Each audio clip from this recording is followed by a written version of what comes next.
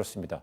이런 상황 이제 정부는 여당은 이제 정부를 믿고 뭐 자제해달라, 과도한 불안을 하지 마십시오라고 하지만 또 야당은 또 그렇지 않은 것 같아요. 정부 책임론을 들고 나오는데 당장 이 신종 코로나 바이러스의 확산, 국내에서 확산이 되면 안 되겠습니다만은 확산 혹시나 나쁜 경우에 확산이 된다면은 앞으로 뭐 코앞에 다가온 총선에도 분명히 영향을 끼칠 것이라는 정치권의 시각도 있습니다.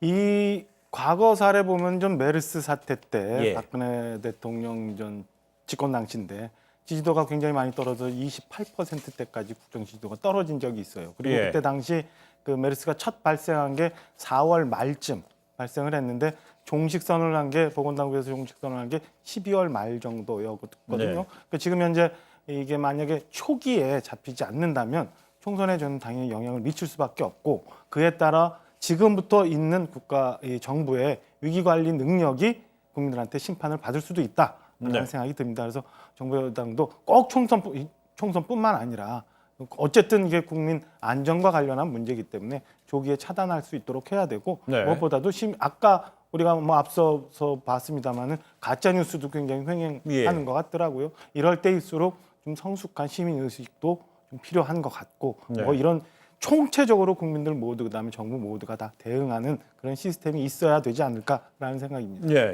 그 메르스 사태가 그렇게 크게 지지율을 떨어뜨린 것은 당시에 38명이 사망했기 때문이거든요. 네. 그때 감염자가 186명이었어요. 그러니까 그중에 38명이 죽은 건 이게 그 메르스에 의한 감염자의 평균 사망률보다 훨씬 높았거든요. 네. 근데 그렇게 된 이유 중에 하나가 당시에 뭐 그때 시스템이 그랬겠죠. 방어막이 허술했다는 거예요. 방역이. 그래서 지방 병원에 입원했던 한 명이 방역 범위를 그 사람에게 이제 이렇게 규정할 수 있거든요. 네. 그거를 병실로만 제한을 했다고 네. 합니다. 그러다 보니 이 사람이 병원 밖 상점을 수시로 드나들었대요. 그래서 그 병원에서만 30명의 추가 감염자가 나온 거죠. 그러니까 예. 그 당시에 메르스에 대한 우리 그 당국의 그 단계 조치가 주의였거든요. 그런데 주의 단계에서 38명이 사망한 것은 당시에 좀 문제가 있었던 것 같습니다. 그러니까 네. 우리가 그런 경험들이 있기 때문에 아무래도 보건당국은 그 이후 계속 조심을 해왔을 것 같고요. 그런 노하우를 살려서 이번에는 4명이 확진 판정을 받았지만 네. 단 한 명의 사망자도 없이 이제 잘 대책을 세워야 할 것 같습니다. 예, 당장 이제 대중국 관련되는 경제 요인도 많지 않습니까? 그래서 오늘 경제장관 회의도 열렸어요. 이것도 이제 연휴 끝나고 나서 첫 번째로 한 뭐 그 정부의 어떤 움직임인 것 같습니다. 오늘 뭐 영향을 굉장히 많이 받는 것 예. 같아요. 코스피 지수가 9%포인트나 좀 떨어졌고 전체 지수가 이제 3.02%나 빠지는 것 예, 같은데 예.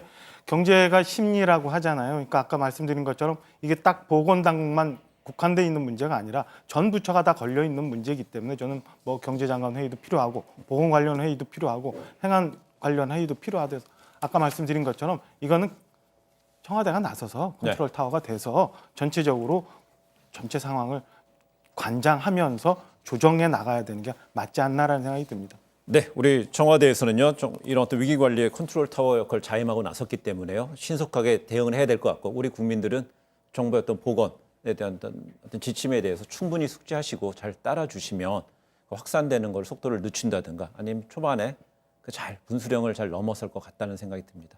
네, 오늘 두 분 말씀 여기까지 들을까요? 네. 예, 감사합니다. 예.